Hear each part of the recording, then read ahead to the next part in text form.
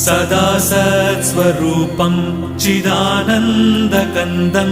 जगत्सम्भवस्थानसंहारहेतुं स्वभक्तेच्छया मानुषं दर्शयन्तं नमामीश्वरं सद्गुरुं साईनाथं नमामीश्वरं सद्गुरुं साईनाथं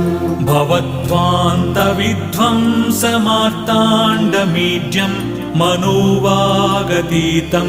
मुनिर्ध्यानगम्यं जगद्व्यापकं निर्मलं निर्गुणं त्वां नमामीश्वरं सद्गुरुं साईनाथं नमामीश्वरं सद्गुरुं साईनाथं भवाम्बोधिमग्नार्दितानां जनानां स्वपादाश्रितानां